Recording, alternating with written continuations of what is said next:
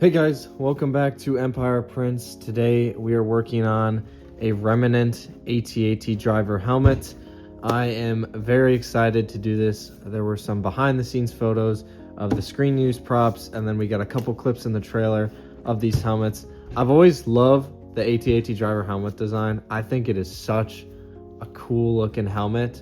I will say these files are from Galactic Armory. These are their AT-AT driver helmet files. But looking at the references, it does appear that some, not all of them, but some of the screen used props are actually just repainted TIE fighter helmets. It's like, specifically on the ears are different. There's a little piece here, and then I think the grill is just slightly wider. But there are a couple in the trailer that just look like this normal one, so they might have just repurposed a couple of their TIE fighter helmets. Totally cool, but I'm going for accuracy, so we're going to get this thing nice and weathered up. This is not going to be a clean build. We're going to make this look like the Remnant Empire.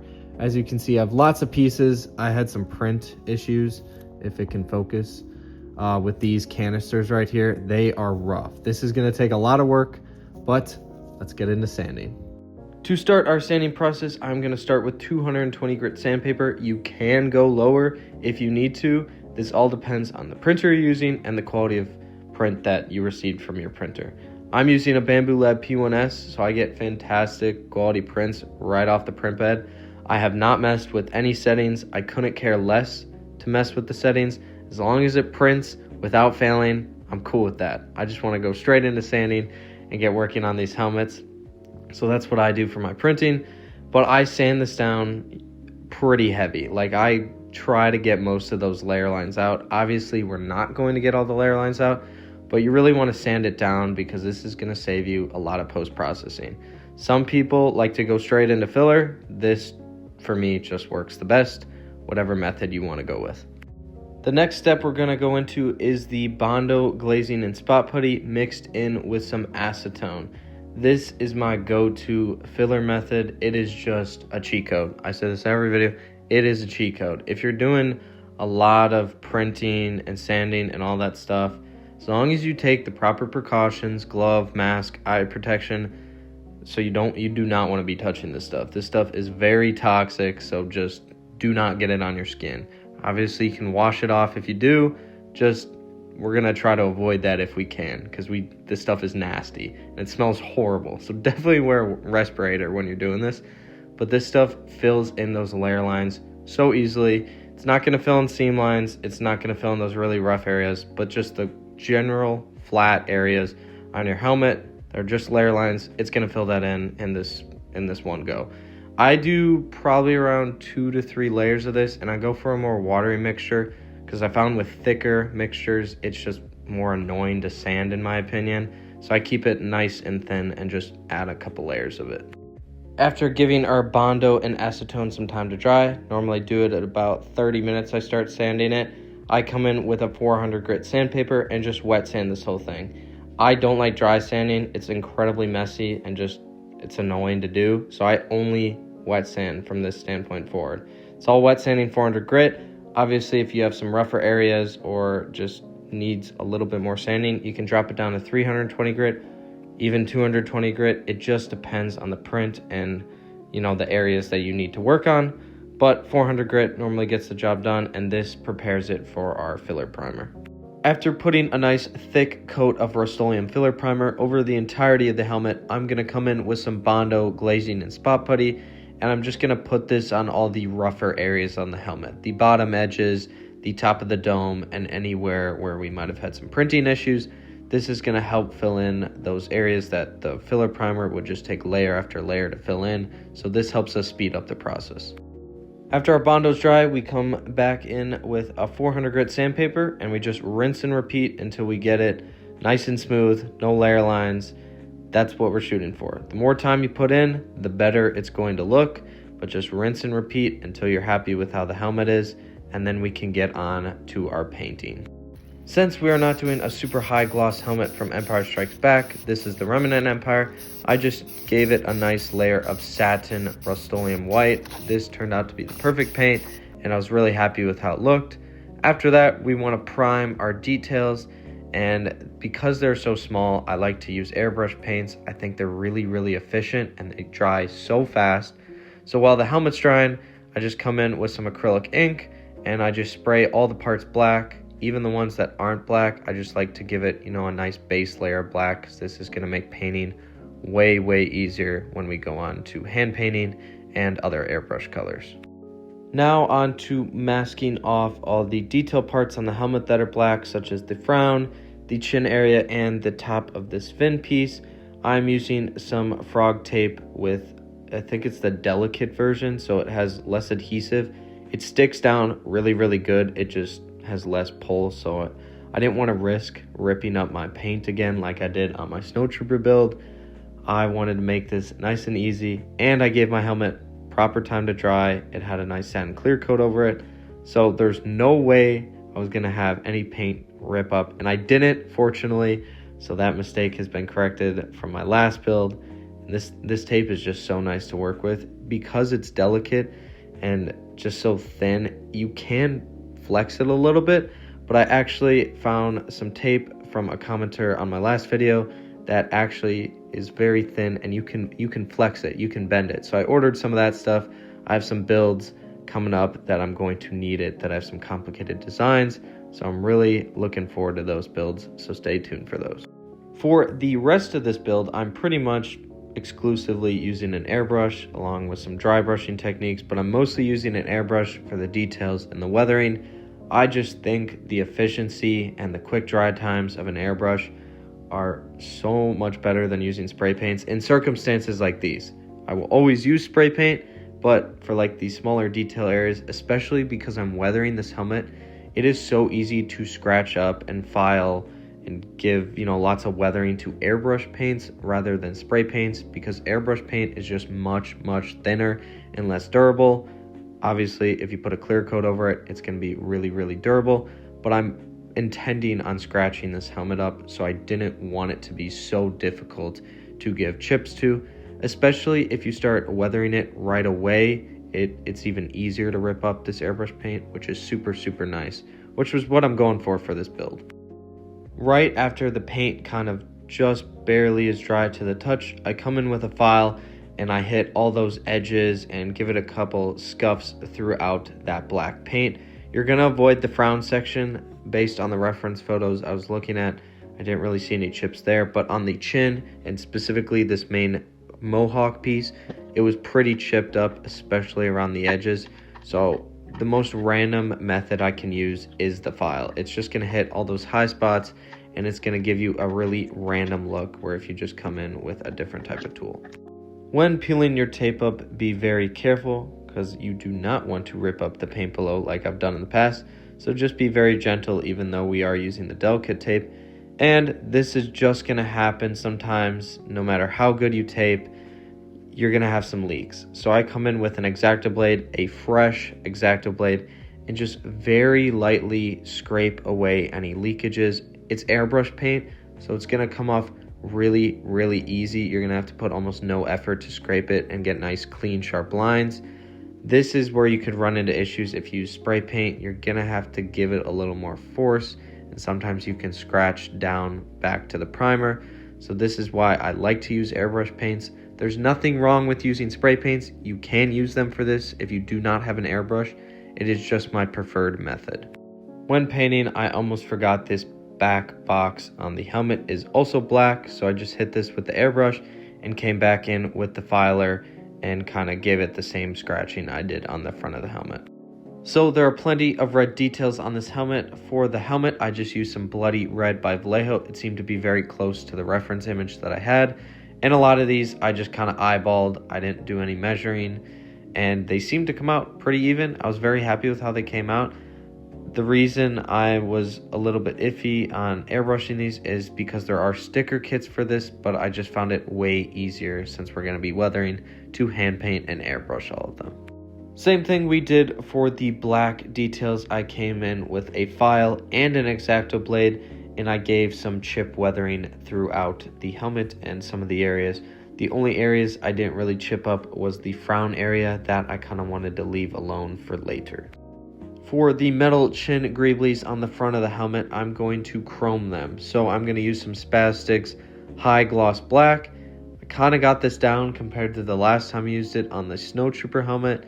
You really just got to put on a thick layer of this. I kind of start with a dust coat, and then I come in with a really heavy layer, and you get a really nice gloss black, which is what we're going to need to get these to that nice metal finish. For the chrome, I'm just using some Spastics Mirror Chrome. This stuff is amazing. I really like this stuff, and it dries almost instantaneously, which is super nice. I am not going super careful on this. I'm not going for a mirror finish. I'm going for a metal finish. So you just kind of want to apply a thicker coat. Just don't go so thick where it completely dulls out the gloss black underneath. You're just going for that nice kind of aluminum shine. Now I'm going to come in with some Vallejo Bloody Red and paint a lot of the greebly details. I'm kind of rapid firing through these small details because they're very small details, but I think it's important to go over, especially anyone making this helmet. I want someone to have a reference that's not just the kind of hard images to see, because you don't always get good angles of everything.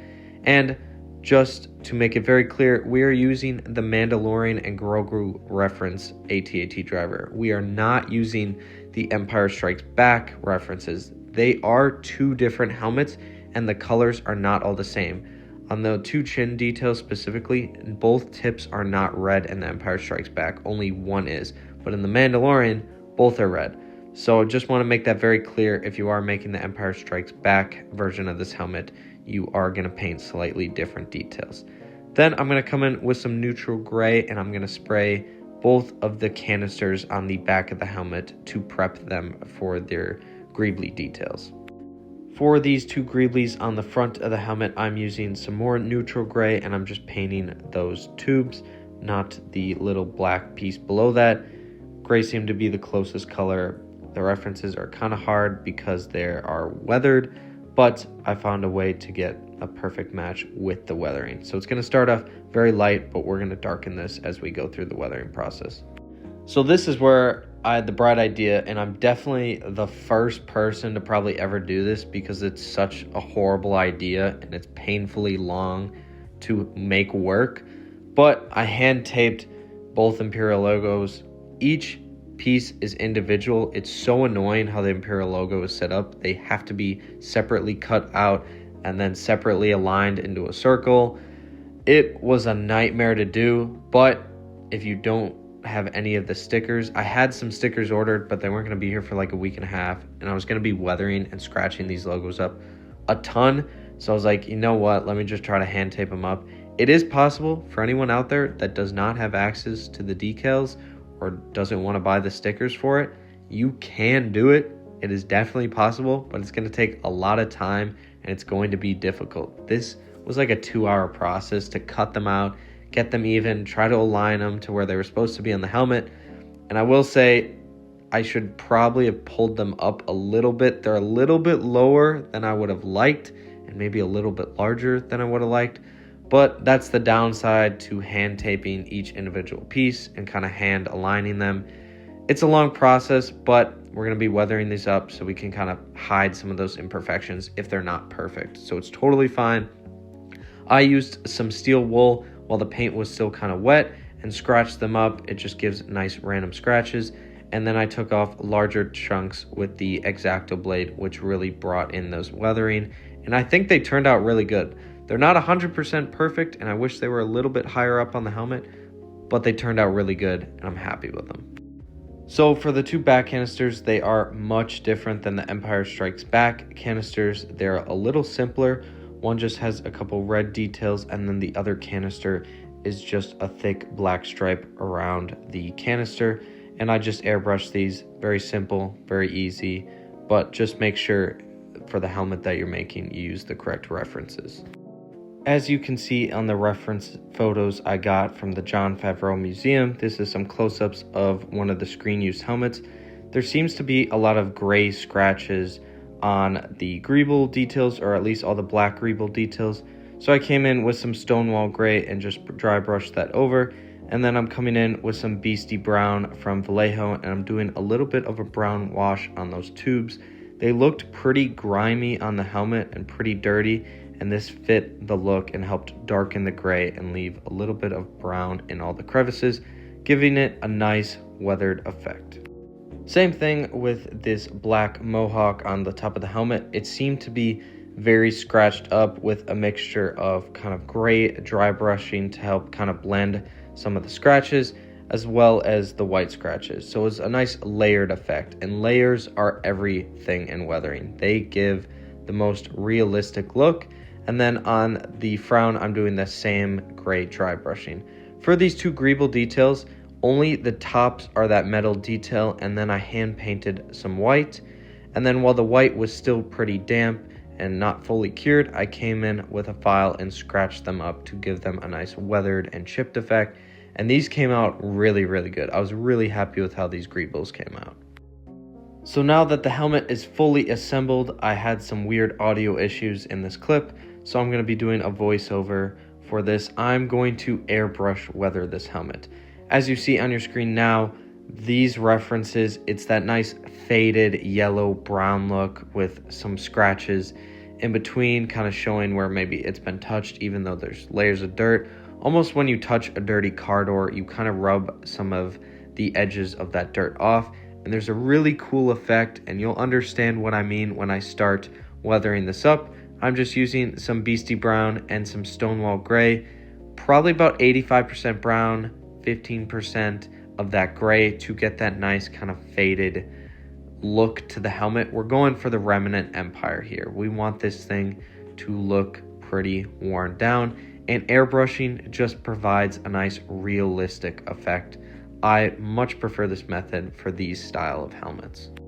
Based on the reference images that I have and kind of going off the Snowtrooper build from my last video, I'm going to focus on kind of all the crevices and grooves within the helmet, really highlighting some of the shapes and details. You want to start light. You can go heavier if you need to, and this is just kind of acrylic paint. So if you mess up, just take some water and a wet paper towel and wipe it off. This stuff will wipe off very easily. So you just kind of want to get in all the crevices, lightly mist it over, wipe away if you need to. And the technique I found was I went a little heavy in one area and then kind of pushed it off with my finger to kind of wipe it off. And it provided a really cool scratched effect that is actually in the reference images I was looking for. It's like I said, when you touch a car door that's really dirty and you kind of rub off some of the edges of the dirt so it looks like scratches within the dirt itself where you can see the clean underneath. It's very hard to explain this technique, but you almost want to, as soon as you mist on an area, make it a little darker than you would normally, and then just take your finger and kind of dab it randomly, and it will create kind of scratches and touches within the dirt. It's a really cool effect. I just don't know how to describe it, but you're pretty much just putting scratches within the dirt. It's really, really cool and unique, and when you start kind of doing it over a large area, they all kind of form together. It's a little hard to see on camera, but when you're looking at this thing in person, it just provides that next level of realism where it feels less like a movie prop and more like the actual helmet itself from the Star Wars universe. It's awesome, and I really love this, and something I'm going to use on some future helmets. Now, after the brown weathering, we're going to come in with just Stonewall Gray, pretty heavily watered down, and I'm just going to use this to blend in and add another color of dirt to this helmet. So it's not just uniformly one color of dirt. This helps blend everything together, and I'm coming in with a file and my finger and using that same technique we used on the brown. Moving on to the canisters on the back of the helmet, I'm coming in with just some black and I'm misting it over the gray on both canisters and kind of putting it in the crevices. We are just trying to darken this gray in some spots and make it seem a little bit more weathered than just a clean solid gray with some scratches. Then I come in with my file and just kind of beat it up a little bit, make it look a little bit more used, and then the canisters are all set. Based on the reference photo from the Jon Favreau Museum with the screen use helmet, there's quite a bit of black scorch marks or scratches throughout the helmet. I did somewhat accurate scratches to what I saw in the reference photos, but also took my own artistic preference with where I wanted to put them. And this was a lot of fun to do and really started to bring that helmet together, really bring it to life. That next layer of weathering it really adds depth. Layering. That is the best advice I can give when it comes to weathering. Layers give the most realistic effect, and this really brought everything together. I was really happy with how it started to turn out. To wrap this helmet up, I just used a Hobart face shield off of Amazon for the lenses, and then this helmet was all ready to be shown off. If you made it this far in the video, thank you so much for watching. This was always a very intimidating helmet for me to make, and I'm really glad I got around to making it. The Remnant look looks so good, and I could not be happier with how it turned out. I have plenty more videos coming out very soon. Stay tuned, and I'll see you in the next one.